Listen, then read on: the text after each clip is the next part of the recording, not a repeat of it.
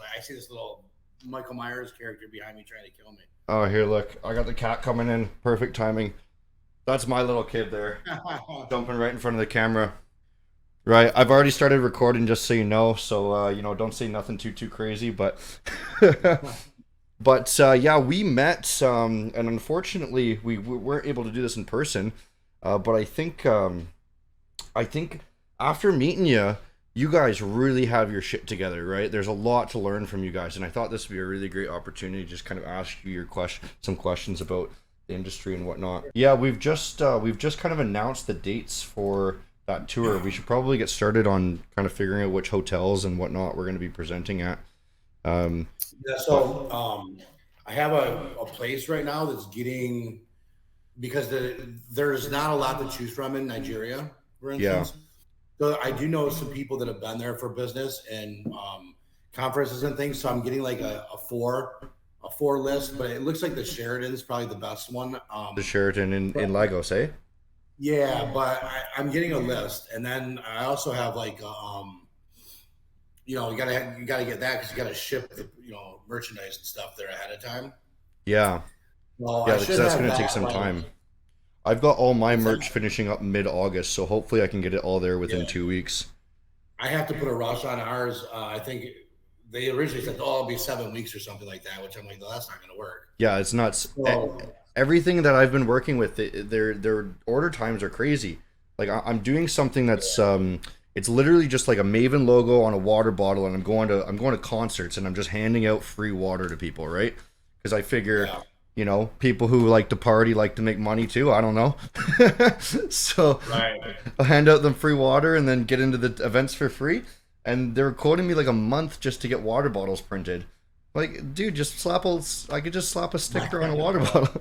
It's amazing. We have a place that we've been talking with the same thing, water that's by the pallet, and I was like, I need a couple, just to have when I'm shooting videos or whatever, and they're like, no, I gotta get a pallet.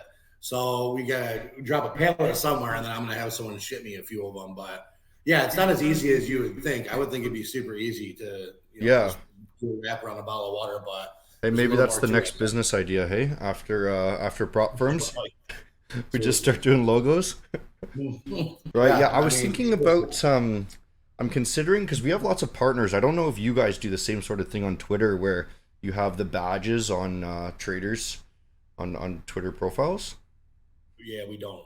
You We, don't do we that, hey? intentionally don't. No, we don't do it. There's too much liability.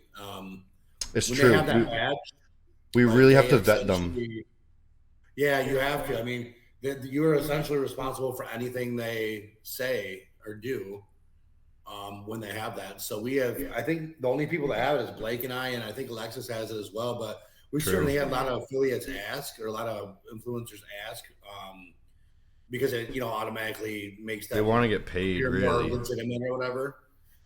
Yeah, but we haven't given it out yet. I mean, I think eventually Twitter will come up with a way to do that with, I don't know how, but You yeah, think we Twitter haven't really done. cares about like we're a niche market. Like how many businesses are doing like sponsored affiliates and whatnot? You know what I mean? Yeah, I think I mean, there's a good amount, not in this, obviously, not in the model that we do it, but I'd be curious to see. I've never really dug in to see if it, like in another business, if a lot of people have those badges and things like that. I think it's quite rare. We're kind of all the prop firms are really attacking that Twitter space so hard right now because it's up and coming, right? They just changed the brand to X. I think Musk is trying to Yes, make yeah. it turn into WeChat or something where it's just gonna overtake the whole world, right?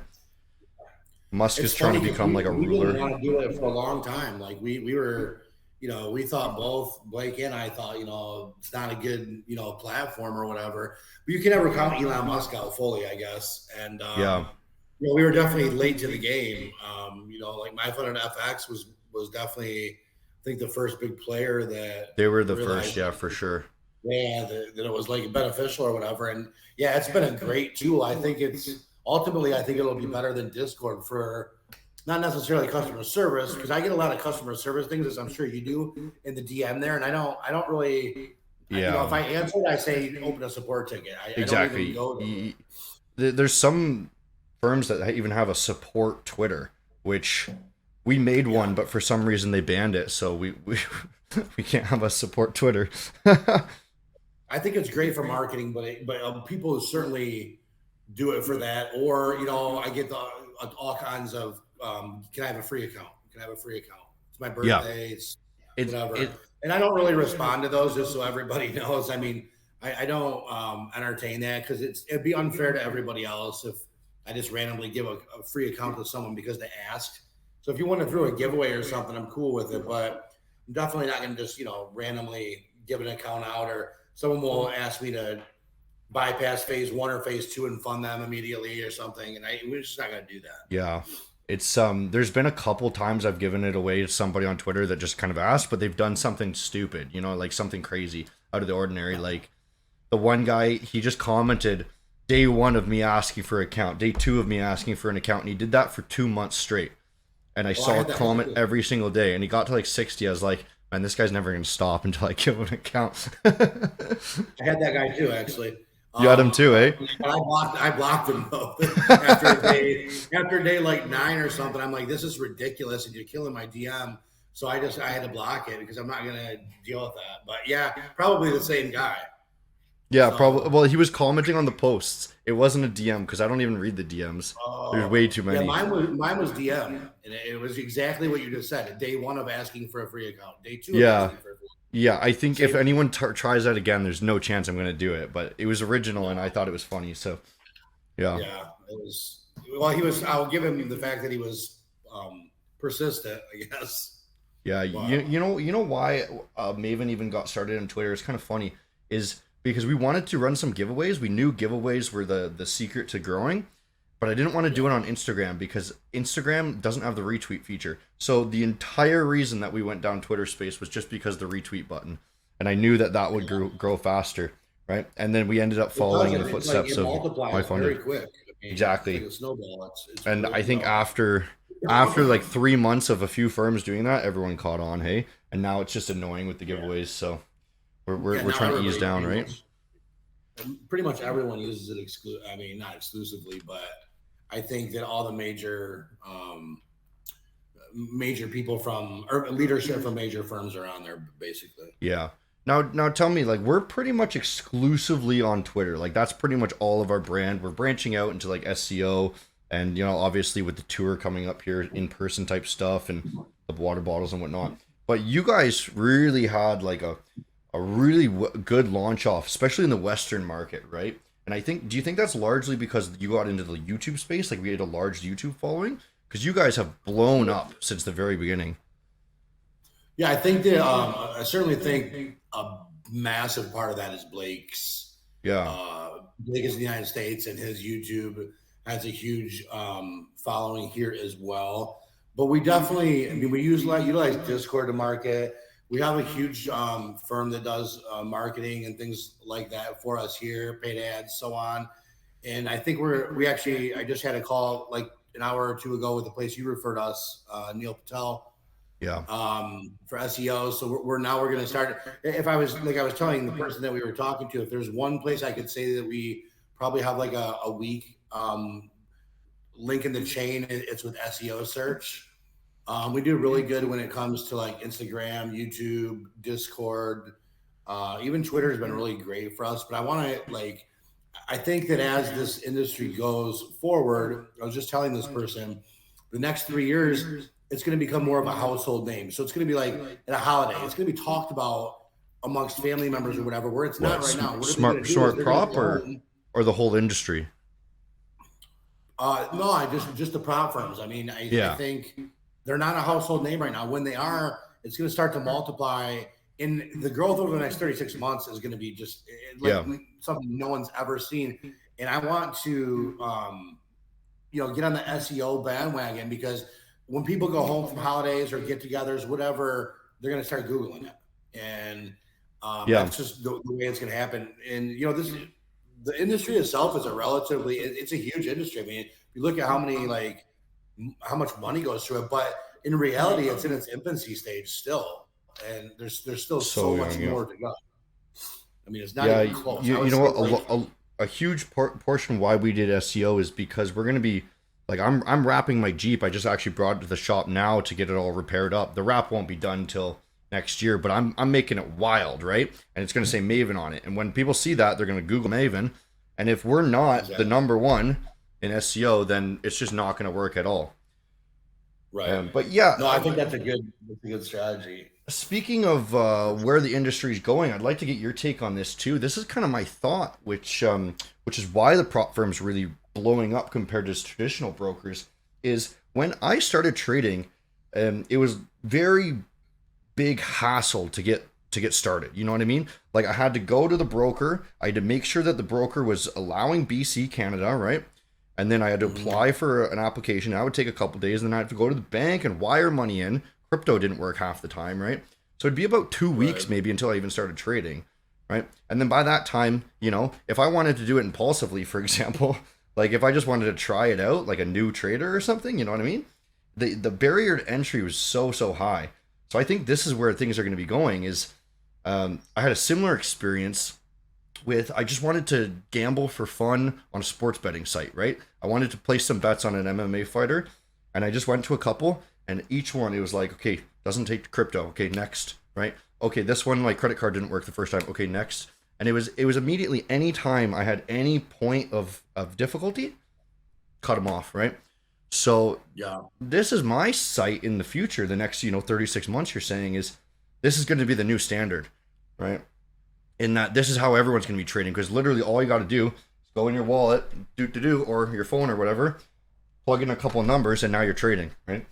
I don't know if you're kind of seeing the same place, but Yeah, it's literally that easy. I mean, and what other place can you go and have access to the level of capital you can, as you can here? Like, for instance, like our 10K, like whatever, it's $67. I mean, where else can you go spend $67 and yeah, potentially have $10,000 that you can trade?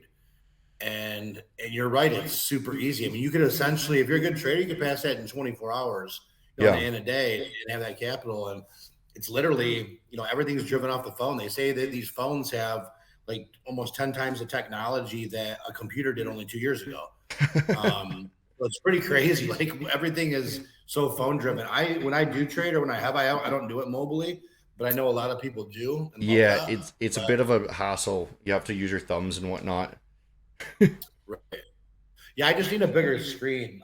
Yeah. And now that I have my home office set up, I was gonna start back up or whatever, but I don't know if I just have the time right now to put into it. So we'll have to see. I don't know, but yeah, I've Yeah, never done man. it with a You're cell phone. totally right with that $67 thing. Like when Maven's blowing up here, and I keep posting things on my socials, and everyone's like, "Wow, this is really cool stuff," right?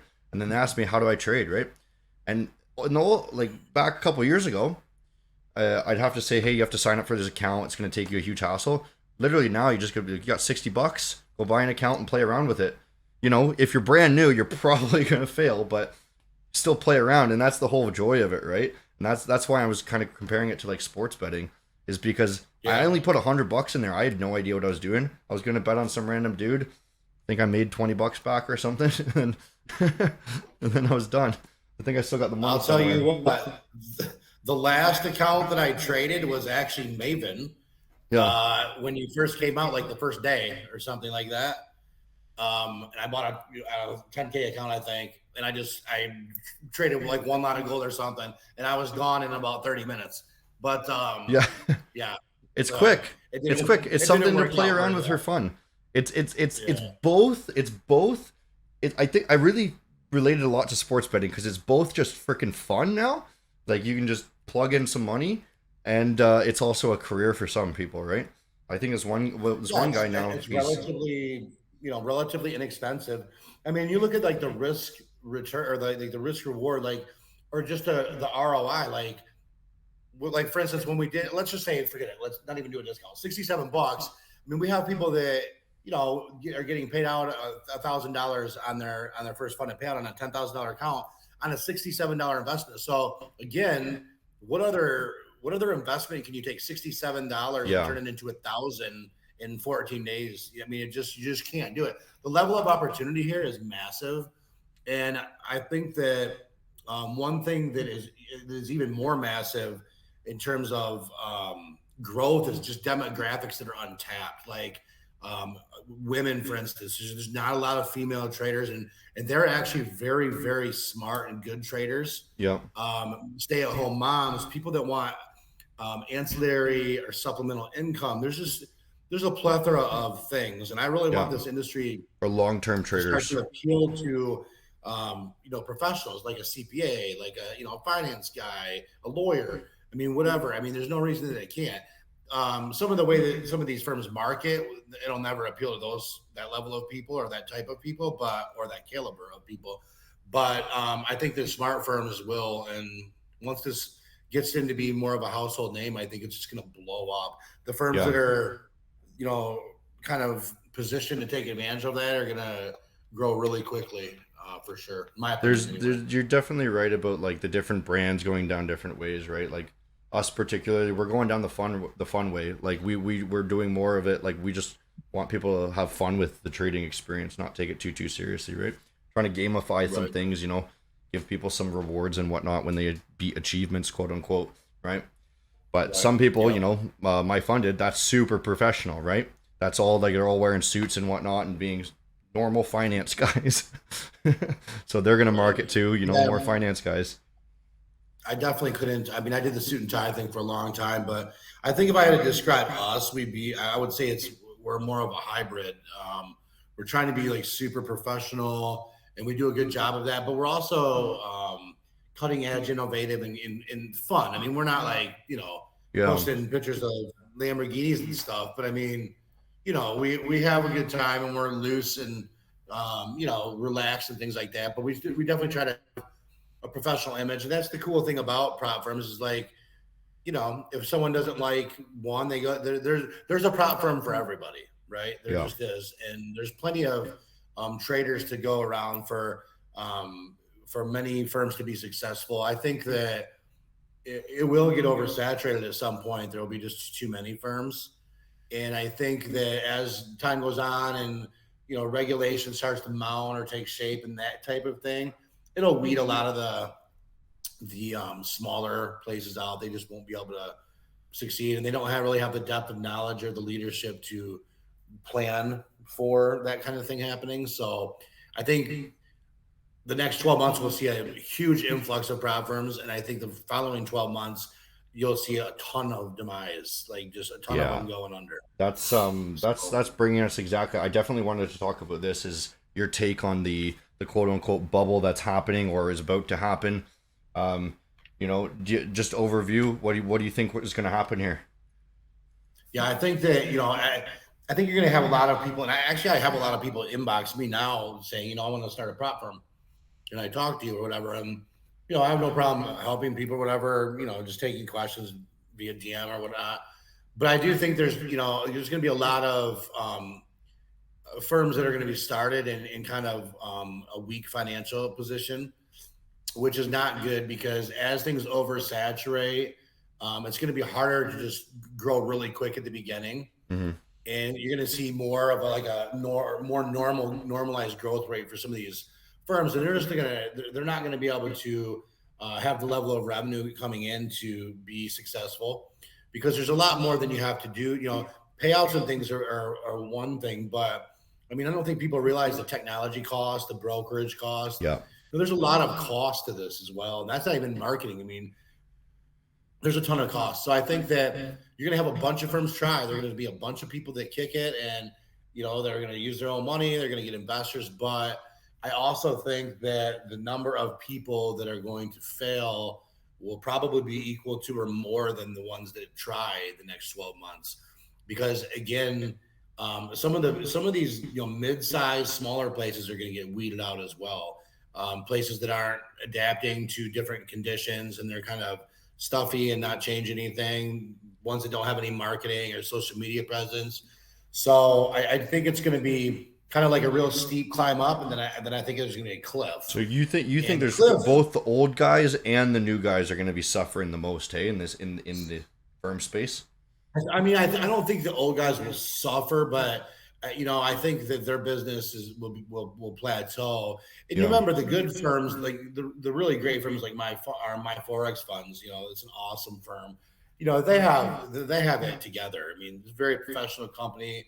It's led by great people. They're super profitable, I think. I mean, so companies like that are just gonna, their business will be, in my opinion, more matured, but it's an awesome business, and it's gonna still. I think my Forex funds will continue to anchor the industry for a long time. Yeah. They're just such a good company and such a big company. Some of the other ones, they're like the mid-sized type companies. I mean, when you're marketing, only to like a select number of people, like for instance, the get rich, theme, the Lamborghinis and stuff like that. Yeah, Eventually the that guru flexing demographic ones, runs yeah. out. Yeah, the demographic just runs out eventually, and when that happens, you either have to rebrand or you are hurting financially. So I think, yeah, it's going to be a big climb up, and I think there'll be a cliff, and I think that's not a bad thing. I think that it's going to weed out all the people that shouldn't be here, Yeah. and when that happens, what's going to be left is solid firms. I think our firms that when we started on this started like really at a good time. And I think we'll be both well positioned to take advantage of that in terms of being like more of a household name and things within the space. But yeah, I think the firms that are around that are left are going to be all legit. The days of people wondering if they're going to get scammed or a rug pull or whatever, I think those are going to be pretty much gone. And I think it's going to be at that point, there's going to be a lot of firms, but I think at that point, it's going to be very hard to start a prop firm. I'm Not that it's thinking easy now.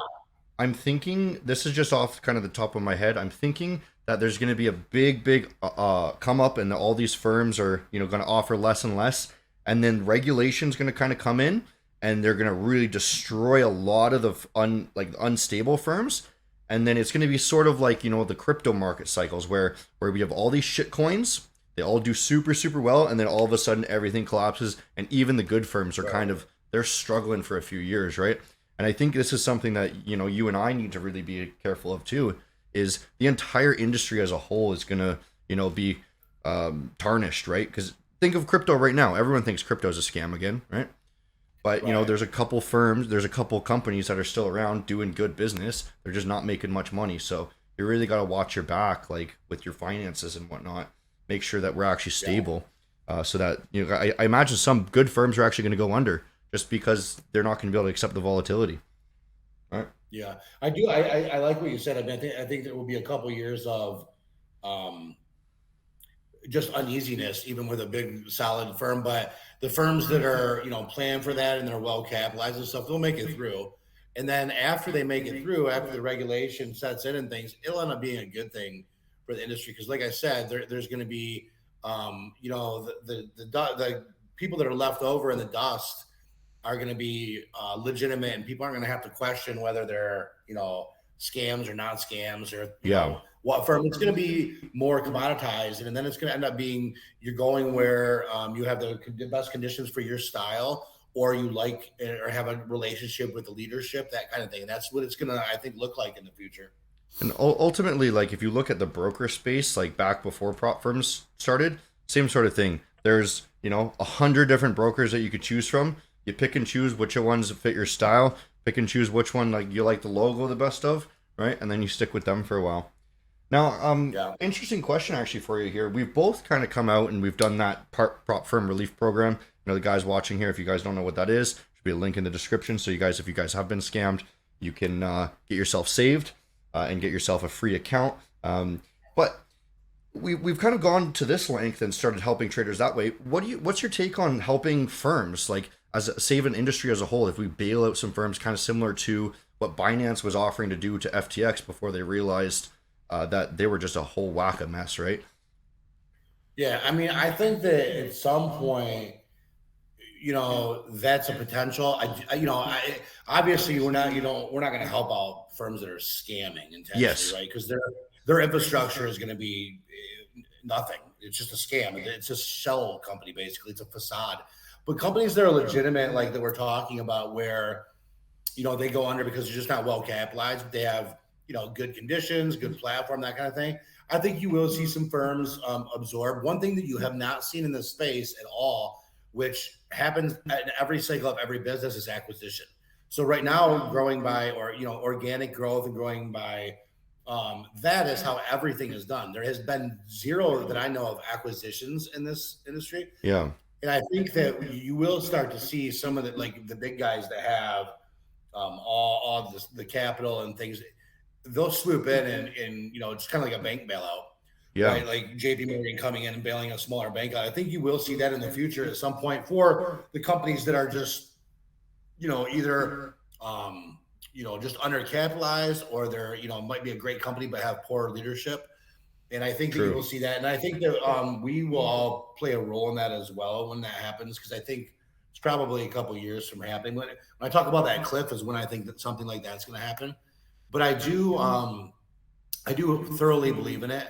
And that's exactly why large banks go and they swoop down and they take over someone and acquire them when they're, in a bad financial position, because it's better for the industry as a whole than to just have a bank collapse, right? So It's something I worry about, is the whole industry getting tarnished, right?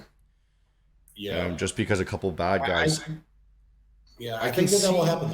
I do think that there's definitely a potential. I mean, you'd have to explore. There's a lot of things that have to go that can make that very easy, right? And so some of the things that make it very easy in this space is that most people, use the same tech groups. Most people use the same broker, and obviously that makes acquiring another company or even merging a lot easier. It can be done either way, but I think that there are some companies that it could be just super easy, like almost like a switch. Like one day, you just switch and that's it, and everyone's live in the new company or whatever. So that could help things along when it happens, but you never know. By then, there could be 5 more brokers. There could be, there's always new places and new vendors popping up. So we'll have to wait and see, but I definitely think that will happen at some point for sure. It does in every cycle. My first thought is the second acquisitions are going to start coming as the second regulations start coming, because those cost millions to get regulated. And if there's a firm that's doing well, they're profitable, but they just don't have the excess capital to become regulated. Somebody who does have that capital might just get regulated and then buy them too, and then now it's a bonus for both of them. You know what I mean? Yeah, and I think I definitely agree. I think that at some point will be the case. And like I said, that happens in the cycle of every business at some point. At some point, it becomes, it's good to grow organically. At some point, if you want to really hit massive growth, you have to grow by acquisition as well. And there will be a plethora of opportunities in the coming years for some of the well-capitalized firms to do that. No doubt about it. Again, it's a brand new industry that, it's kind of like getting into crypto in 2010, right? we're gonna have some ups and downs. Yeah, that's been a lot of ups and downs. That's for sure. Yeah. So let's quickly talk about the traders on your platform. I want to give the guys watching here just something that kind of helps them maybe and hopefully gets them funded here. Can you describe the difference between somebody who gets a payout and somebody who fails? Let's give a scenario for each, right? If you could just say the average trader on your end. Yeah, I mean, I think the people who get payouts, they have a strategy or a plan, and it's well rehearsed, it's well studied and well back tested, and they don't deviate from it. On the flip side, you have people that might just punt trades, or they, whatever, they're doing a strategy that they don't really know or like. I mean, I think the biggest key is to find something that you like and do it. Like, for instance, me, I have never used a stop loss in my life, and I'm not saying that that's a good thing. I've never used one in my life. I have. Some firms would hate you. I've never looked at a spread. I've never looked to see what spreads are ever. Yeah. I've actually never looked at the price. This is kind of weird. I've never looked at the price of the instrument that I'm trading while I'm trading it, ever. Never. Yeah. I simply put a placeholder. I'll buy a very small position, and use it as a placeholder. And I watch the gain or loss of that position, and you'll watch it and it'll go in a range, and then I'll just start scalping that range with bigger lots. Interesting. So that works for me. And, I think we talked when I was in Texas. I mean, when I was testing the SPT platform, and for $100,000 account in 30 days, I turned it in like $2.5 million. Of course, it wasn't real money, but that's how I did it. That's because you're the best. Yeah, I mean, I would love it. It was fun, but I was like, but you did it once, you can try again. Just start with real money this time. I will when I have some time. That definitely takes some time, but yeah, I've never looked at like risk per trade or any of those like metrics, but then there's people that have to, and I think that the people who get funded consistently, they stick to their strategy and they don't deviate from it. And then I think the flip side, there's just people who are just unstudied, unresearched, and they don't, and they continuously fail. You find that like a lot of funded traders consistently get funded, right? It's very rare for a funded trader a good trader to buy an account and not get funded. I mean, they do it, there's a percent that they're not going to, but there's a high chance that they do. And, and that's good. And then there's also people who, the flip side, they just buy account after account and they just can't, you got to change your strategy up if it's not working. I've actually seen an interesting strategy from this one guy. I think he's one of our top payout guys. Is he buys a lot of accounts, and he's very, very aggressive with them, and he blows a lot of them. But I think his ROI, just because like he plays so aggressive, his ROI is still something like 5x to how much he put in, right? And I guess that's just his strategy. Is he knows he blows accounts, but he knows that sometimes it hits, and then he gets a payout, right? So. Some of his hits are just massive. There's definitely a lot of traders that I think do that for sure. Just buy one trade, huge lots. Yeah. And they either pass the phase one quick or they fail it, quickly. So, yeah. Well, you know what? It's kind of sucks for our end because it'd be impossible to A-book that trader, but he's got yeah. And let's talk about the A-booking then a bit. What makes a trader like for some people who don't know what A-book versus B-book is, A-book means that you're actually being mirrored to the live trade data. B-book means that we're paying you out of pocket, which basically comes from profit from running the actual firm. Most traders are B-booked, but sometimes traders get A-booked, right? So what would an A-book trader look like to you if people want to be an A-book quality trader? Yeah. I think, our theme has always been like relaxed and consistent. So that's the kind of trader that you want to A-book. You do not want to trade or A-book the trader that we were just talking about who just buys a ton of lots and they either bust or not bust. You can see a clear strategy with these traders too. The ones that are consistent and then they stop at a given return and they're disciplined. They will not trade it. They'll take their payout. I think those are the ones that you want to A-book.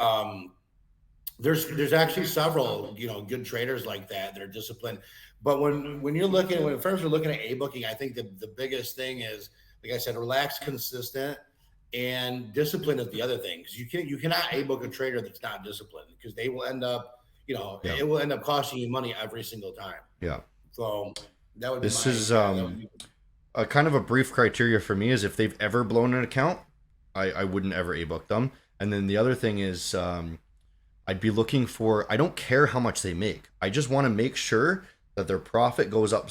I would prefer a trader who makes very, very little profit with no drawdown, right? Because that way I can mirror him like 5-fold, right? And then I can make a lot of money off that trader. And even because I know that he's never going to lose money, right?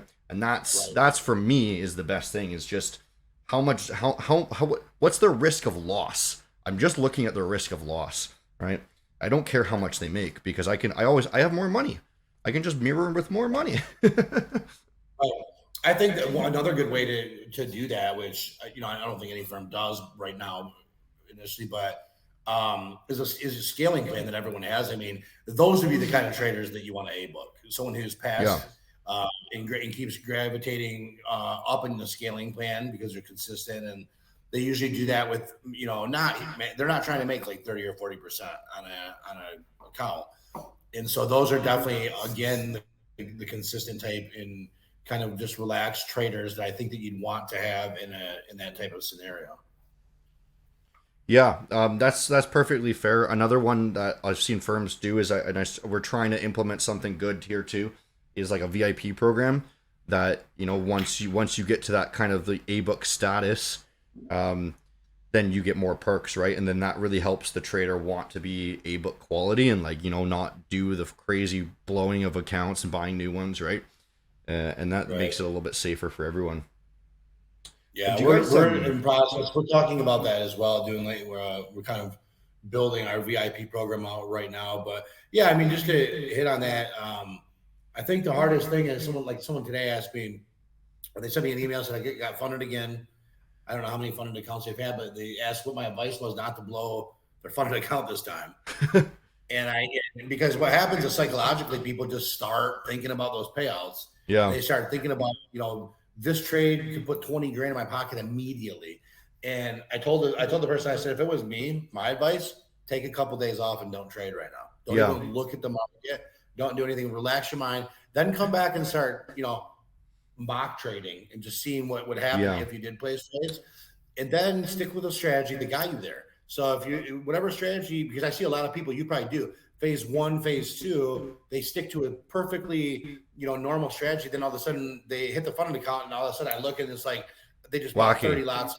Yeah, they just want to make money now. Yeah, you know what?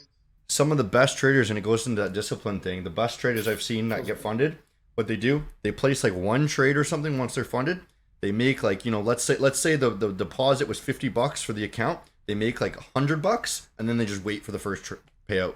And then that way they paid for that, and they've paid for the next account just in case they blow it, right? And then they start trading, right? And then you have the 2-week barrier to refresh the mind, right? Yeah, we definitely have the same thing, and I think the smart traders do that. And you're right. They typically they'll just go right and buy another account. Even if they don't, it's a smart thing to do. You get to recoup your, so then it's a zero-sum game. But see, now that's what also messes with people in mind. I've noticed that after that first payout, then to them in their mind, the account's free, right? They already got the money back. So now they just fuck around. Now it's just play money. And so that's what. So hey, it's not bad that way though. Then you have a 50-50 chance of getting a lot of money. Yeah, for sure. I had someone that I don't know, it took like a 0.10 lot or something. They made their $100. They got the refund, the $200K account, and they literally, I don't know, they bought 20 lots of gold after that or something. I don't know. But the funded account, I mean, it was gone within minutes. And of course, it would have went the other way. They could have made 30, 40 grand like the same day. But whenever I see that happen, it's like everything reverts back to the mean. It's just gambling at that point. Yeah, we go to the caveman instinct. Right. the bigger rock. I want the bigger rock now. That money sounds really good, but I'd much rather make. You might even had a post about this recently. I'd much rather make like a consistent, like whatever, call it 5%, 5% monthly, consistently every month versus like 30% this month, and then the next 2 months I blow 2 accounts, and then when you end up balancing it all out, the people that are consistent and they are just stop trading after they have their profit and they wait to the payout, so much better. So yeah, man, that's one of the things that I think we're going to do on the VIP program for people that are in that program is we're going to give them on-demand payouts. Like you literally could get a payout every day. So it takes away that waiting period. Like, you could trade, you make $3 grand this day. Okay, you take the payout. Tomorrow you can trade again. So that'll be obviously for a very select amount of traders, a very select few amount of traders. But I think that would be a perk that a lot of places have never offered. And, obviously we're doing testing and analyzing how to navigate through that the best, to make sure that we're protected and risk management standpoint and things like that. But I think that, we're going to add something similar to that when we do the VIP. I think with the VIP, we've got a rather interesting idea that I just kind of tossed out into the works, I think earlier today.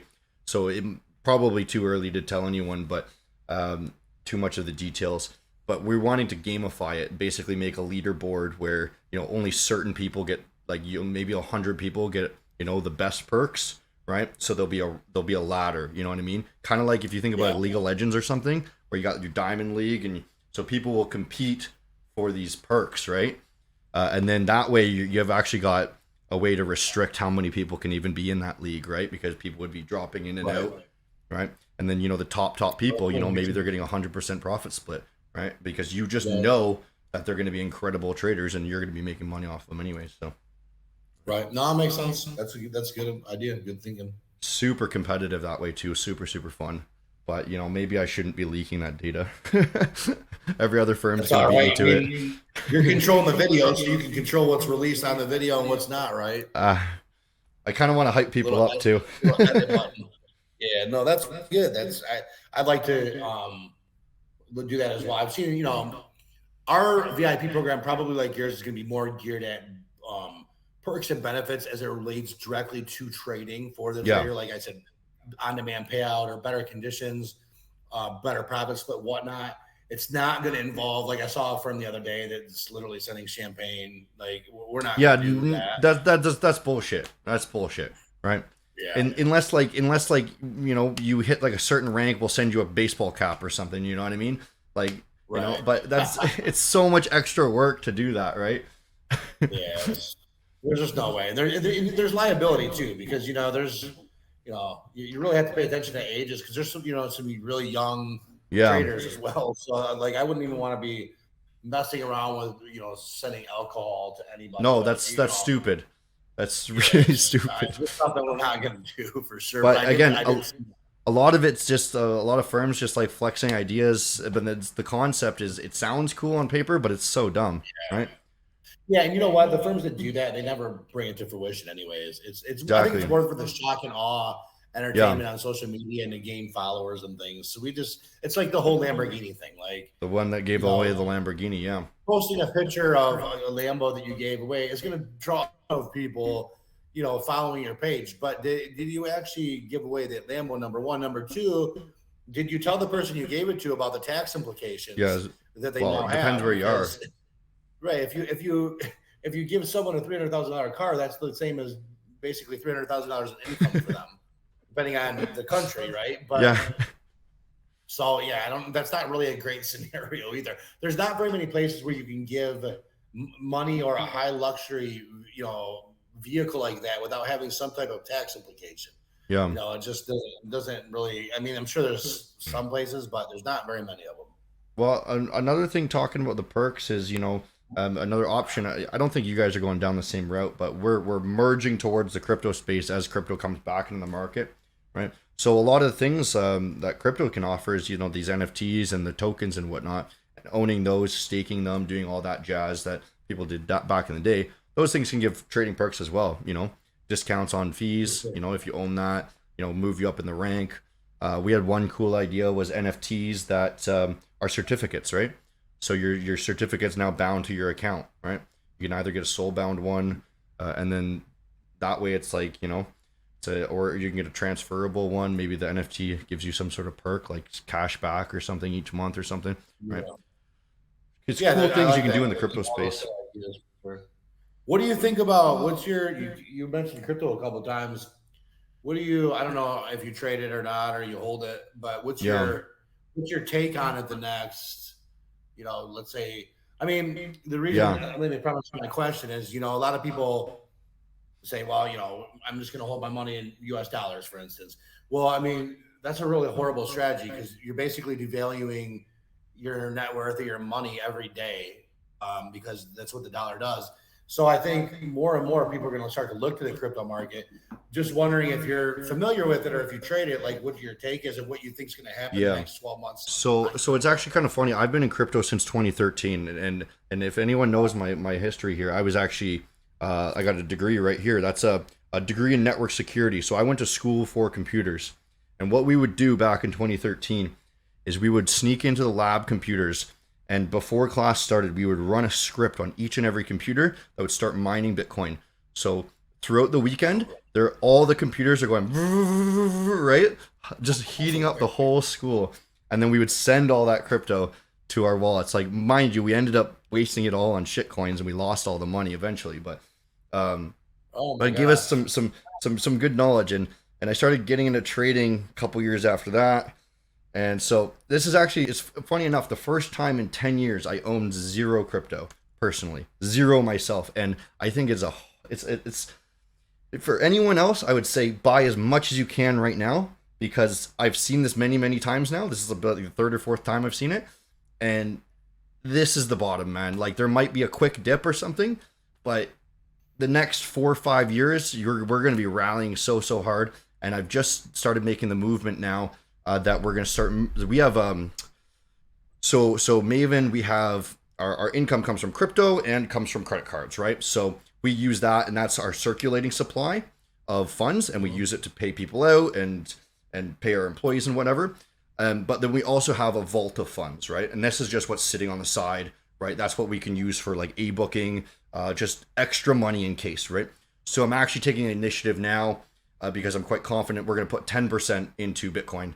Now, mind you, obviously it's only 10% because we don't want to take any risk whatsoever.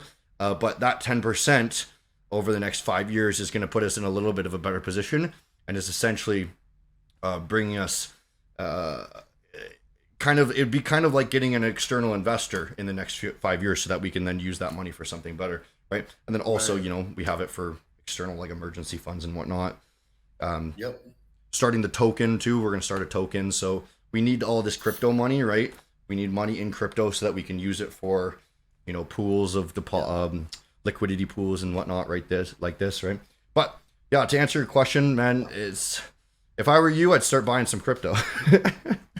Yeah, I've been buying for when Bitcoin got down to like I think about 16.5 or 17,000. I that's started going back that's the into it. bottom, man. That's the bottom, man. Yeah, Um, because if you think about it, the whole recession and the easing and everything is already, I can't, if it's tightening or easing, I can't remember which one's which.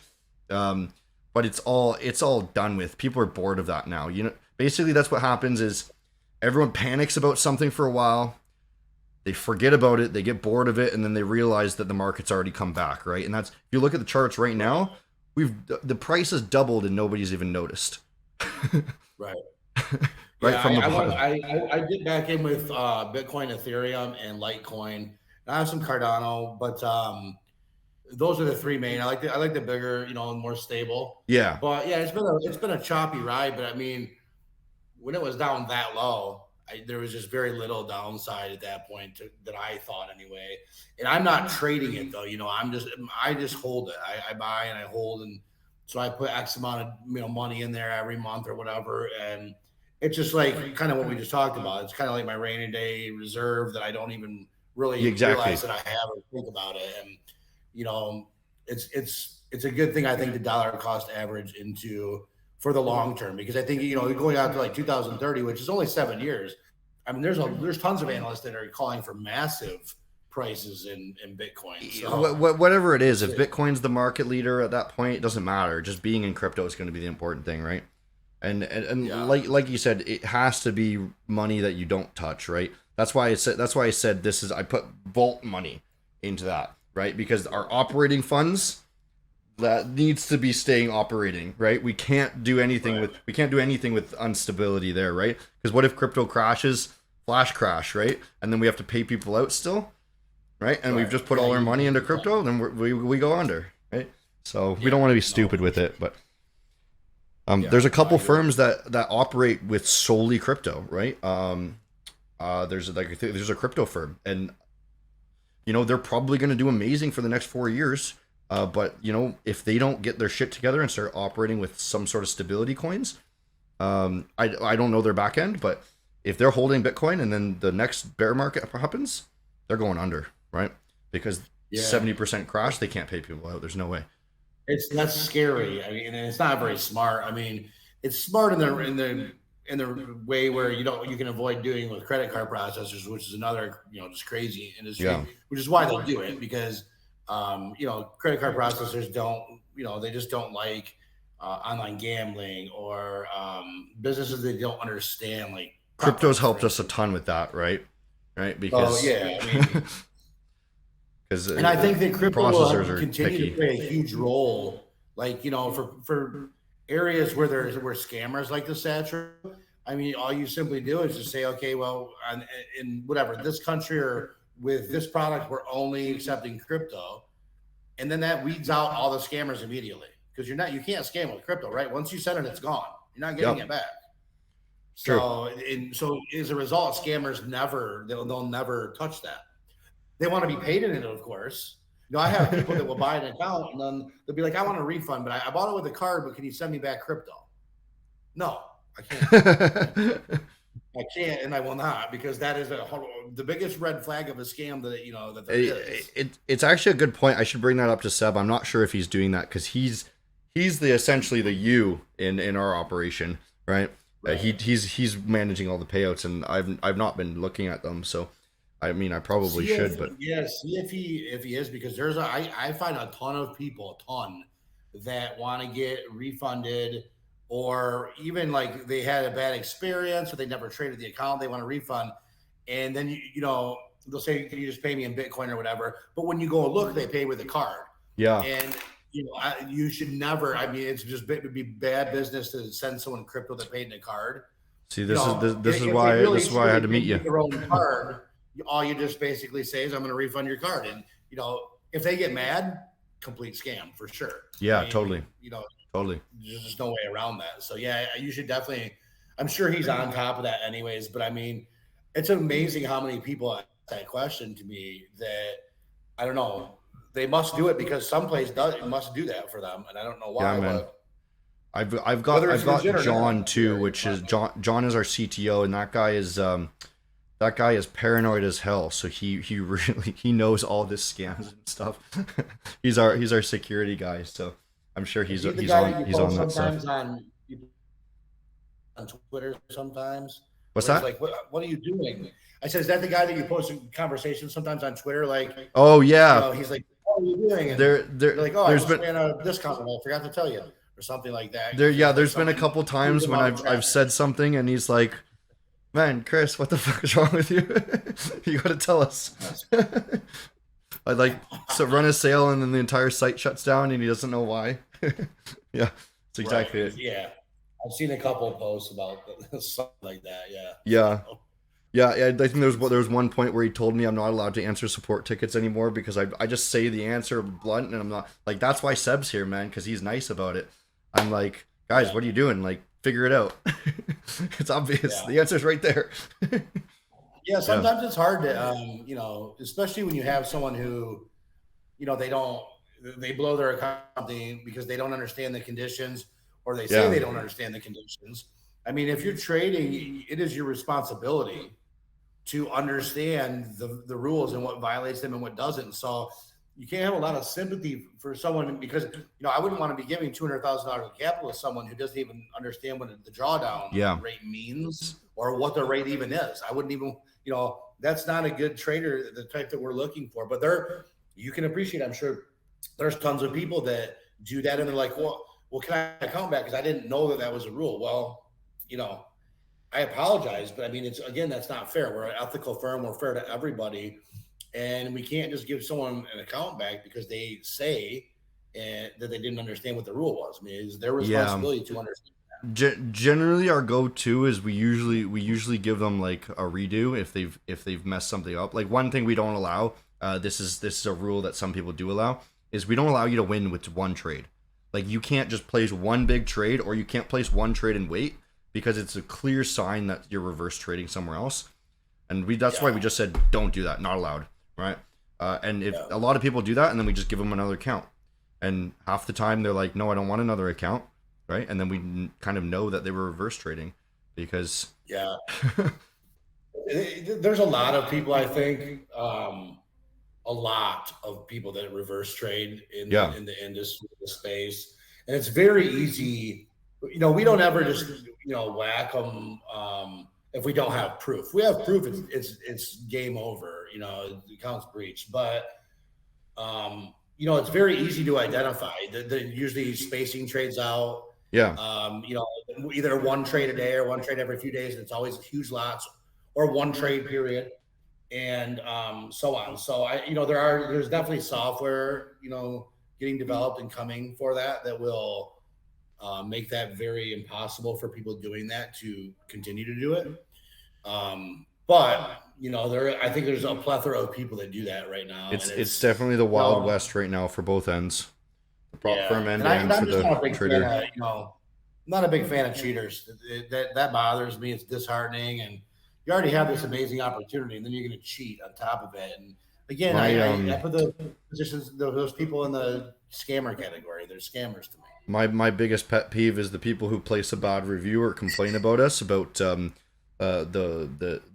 one that I really get a lot is the Wednesday slippage rollover, right? That's on every broker, and on the daily rollover on Wednesday, the spread goes massive, and that's every broker everywhere.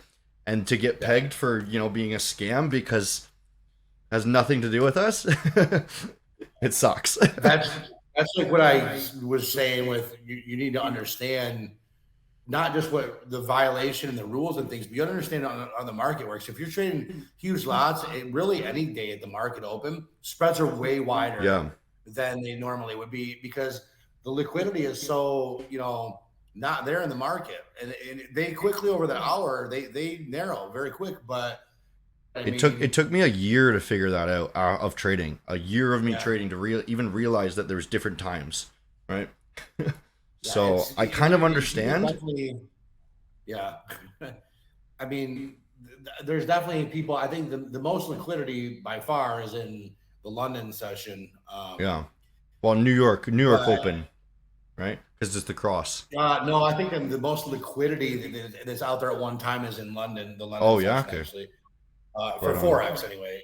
Yeah, But yeah, I mean, people have their different sessions. I've never traded anything but the New York session. yeah. And you know, again, it goes down to like if you're doing it consistently and you know you're trading consistently and testing and doing all that, you know when to trade and when not to. Yeah. You know, you don't enter a massive lot trade right at the open, or you don't do that right before news. I mean, you can, and but you know, 9 times out of 10, like I said, things revert back to the mean, and 9 times out of 10, that is going to breach your account. It's very rarely goes the favor of someone doing it. I have very rarely Yeah. seen that happen. I know what you mean. Right, man.